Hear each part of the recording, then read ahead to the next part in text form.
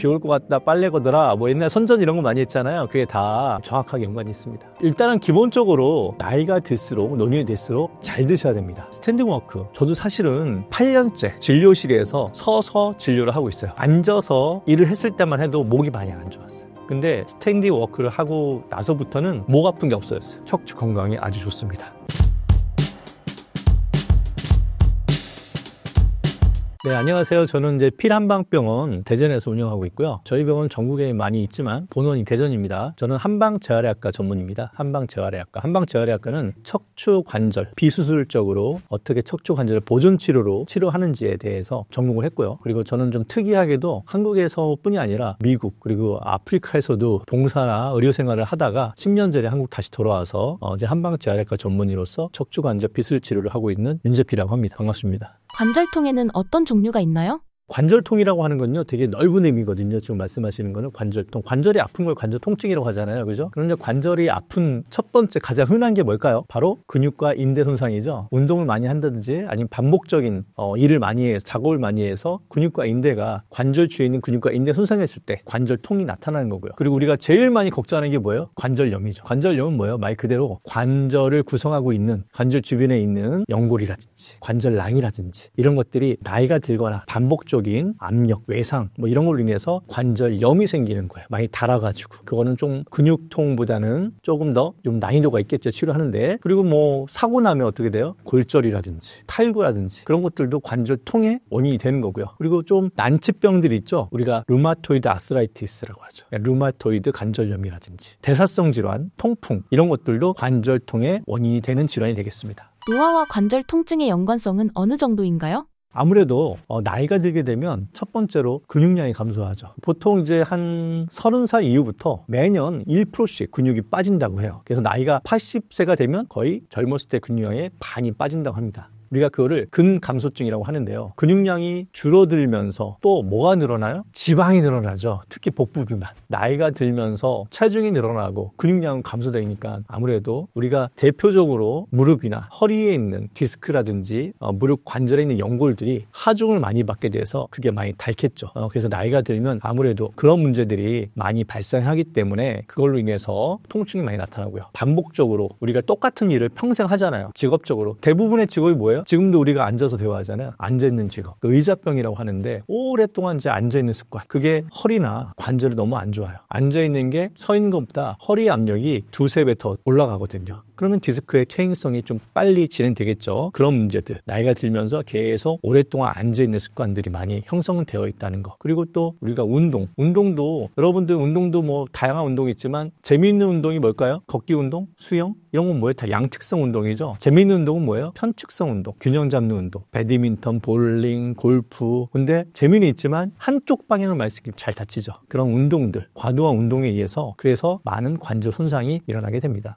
비가 오면 무릎이 쑤신다는 건 과학적으로 연관이 있나요? 그런 질문 많이들 해요. 네, 많이들 하는데 정확하게 연관이 있습니다. 일단은 이제 비가 온다는 거는 어떻게 돼요? 기온이 낮아진다는 거죠. 기온이 낮아지면 근육이나 인대가 강직이 되겠죠. 그러면 혈류의 흐름이 어때요? 느려지죠. 강직되니까. 그러면은 관절에 혈액 공급이 원활하지 않아서 통증이나 뻣뻣함이 더 늘어날 수밖에 없는 거고요. 또 하나는요. 비가 오고 쌀쌀해진다는 거면요. 기압이 떨어진다는 거죠. 그러면 관절 내 압력이 반대로 증가가 돼요. 바깥 기압이 저기압이기 때문에. 그러면은 관절이 팽창하면서 주변에 있는 활막을 자극을 하죠. 그럼 활막이 팽창하고 자극되면 주변의 신경들이 또 자극을 받아가서 통증이 더 심하게 느껴지게 되는 겁니다. 그래서 비 올 것 같다, 빨래 걷어라, 뭐 옛날 선전 이런 거 많이 했잖아요. 그게 다 이제 저기압, 날씨가 흐리고 비가 올 것 같으면 어르신들, 평상시에 관절이 안 좋은 사람들은 관절 내압 압력이 증가되는 느낌 때문에 통증이 점점 오고 뻣뻣해지니까 날씨도 추워지고 하니까 미리 일기예보처럼 말씀을 하시는 거예요. 관절통을 예방하는 식습관은 무엇인가요?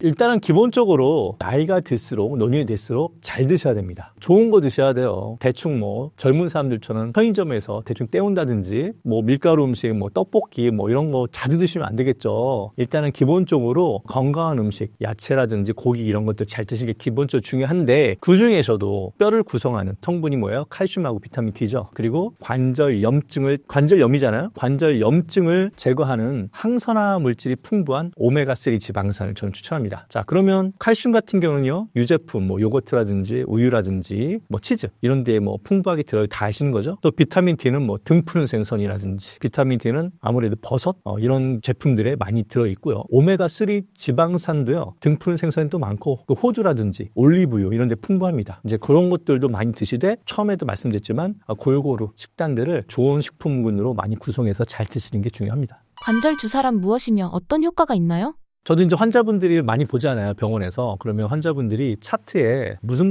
치료 받았다 보면 꼭 연골주사, 뼈주사 이런 거 너무 많아요. 특히 이제 나이가 많으신 젊은 사람들은 안 맞아요. 연골주사는 또 뭐냐? 여러분, 히알루론산이라고 해서 계란 흰자 성분 같은 거예요. 네, 그래서 나이가 들어서 갱년기 이후에 아무래도 관절 윤활력이 부족해지잖아요. 그래서 그런 성분을 무릎에다가 주입을 하는 거죠. 그러면은 우리 엔진에 엔진오일 넣는 것처럼 무릎 주변에 있는 윤활력이 부족했을 때 히알루론산 넣어주면 부드러워지는 거예요. 그래서 마찰을 줄이게 하고 또 소염작용이 있겠죠. 그래서 그게 바로 연골주사고요. 연골주사는 그래서 뭐 자주 맞아도 큰 부작용이 없어요. 또 하나 많이 맞는 게 이제 뼈주사. 뼈주사는 스테로이드 계통이에요. 스테로이드 계통. 강력한 항염증 작용 하겠죠. 통증을 많이 줄여주긴 해요. 하지만 부작용이 심해. 아무래도 뭐 혈당을 높인다든지 몸을 붓게 만든다든지, 심하면 뼈 조직의 괴사까지 일으킬 수 있는 부작용이 있기 때문에 이거는 안 맞는 게 좋긴 한데, 꼭 맞더라도, 너무 통증 심해 맞더라도 한두 번 이 정도 선에 끝내는 게 좋습니다. 관절 주사 대신 관절통을 예방할 수 있는 치료법은 무엇인가요?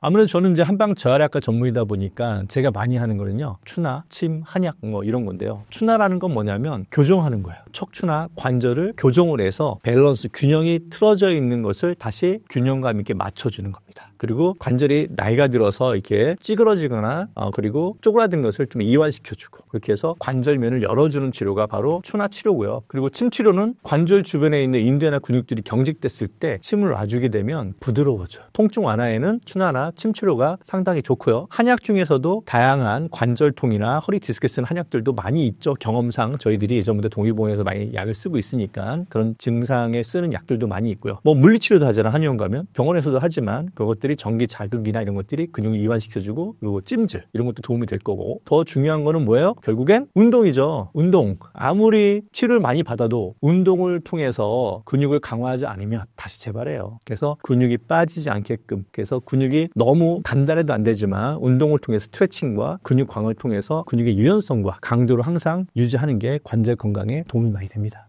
스탠딩 워크란 무엇인가요? 자, 스탠딩 워크. 영어로 써 있어서 여러분들이 좀 이게 뭔가 할 텐데요. 스탠딩은 이제 서다, 워크는 일한다는 뜻이에요. 서서 일한다. 네, 서서 일하는 게 왜 중요한지에 대해서는 제가 벌써 거의 한 10년 가까이 됐는데, 채널 A 나는 몸신이다에서 1시간 동안 제가 방송 출연해서 이게 왜 좋은지에 대해 설명해 드렸습니다. 저도 사실은 8년째 진료실에서 서서 진료를 하고 있어요. 그래서 환자분들이 들어오면은 깜짝깜짝 놀래요. 의사가 서 있으니까. 근데 왜 서 있어야 되냐면, 일단 기본적으로 모든 척추 관절 질환의 원인은 자세와 습관이거든요. 근데 제일 안 좋은 습관이 뭐냐면 의자에 오래 앉아 있는 거예요. 환자들한테 제가 정말 귀가 닳도록 하는 얘기가 오래 앉아 있지 마세요. 오래 앉아 있지 마세요. 그런데 정작 진료실에서 저는 앉아서 얘기하네. 그럼 환자들이 어떻게 생각하겠어요? 본인도 맨날 앉아서 진료하면서 나보고 앉지 말래 오래. 이게 말이 안 되잖아요. 제가 피란방병원을 오픈하면서 그 순간부터 벌써 8년째 서서 진료를 하고 있습니다. 스탠딩 워크에서 스탠딩 워크라고 하는데, 왜 스탠딩 워크가 왜 좋은지는 이미 과학적으로 많이 증명이 됐고요. 저도 사실은 앉아서 일을 했을 때만 해도 목이 많이 안 좋았어요. 근데 스탠딩 워크를 하고 나서부터는 목 아픈 게 없어졌어요. 목이 너무 통증이 심해서 사실은 지금 내가 넥타이 매고 있잖아요. 넥타이를 매는 것조차도 버거웠어요. 뭔가 조이는 느낌이 너무 싫었거든요. 그리고 자세도 옛날에 이렇게 꾸부정했고, 지금은 서서 일하면 어떻게 돼요? 이렇게 못 일해요. 서서 일하면 당연히 어깨에 펴지고 이렇게 일하기 때문에 서서 일하면 아무래도 일자목도 개선이 되고 거북목도 개선되고 라운드 숄더도 개선이 되고요. 그리고 하체 건강에도 좋겠죠. 그죠? 하지만 서서 일한다고 해서 무조건 그냥 서 있으면 되는 거 아니야, 이렇게 생각하시면 안 돼요. 첫 번째로 일단은 오래 서 있으면요 힘들어. 저는 오래 서 있었기 때문에 지금은 익숙하지만, 하체 근력 운동들 평상시 많이 하기 때문에 익숙하지만 운동화를 신으셔야 돼요. 그리고 바닥에다가 푹신푹신한 매트를 깔으셔야 돼요. 일단 기본적으로 그거를 해놓고요. 서 있을 때는 똑바로 짝다리 짚으면 안 됩니다. 그리고 발을요 살짝 바깥으로 살짝 벌리고, 그리고 뒤에서부터 어깨, 그리고 고관절, 무릎 선이 일직선이 되게 반드시 쓰고, 배는 어떻게 해야 돼요? 힘을 쭉 빼고 이렇게 내목 이렇게 안 되겠죠? 배에 힘을 꽉 줘줘야지만 이 허리에 C자컵이 형성이 돼. 배에 힘을 꽉 주고. 그렇게 서 있때 중요한 건 또 뭐예요? 책상 높이. 서 있는데 어떻게 높이, 어떤 정도의 높이냐? 내가 서서 팔을 딱 놨을 때 이 앞에 있는 전완부가 책상 위에 다 올라가면서 이 팔꿈치가 책상에서 5cm 정도 그 이상 뜨지 않게끔 5cm로 살짝 뜨는 상태 이 정도. 모니터는 눈 높이 정도. 이 정도로 해서 이렇게 서서 근무를 하는 게 척추 건강에 아주 좋습니다.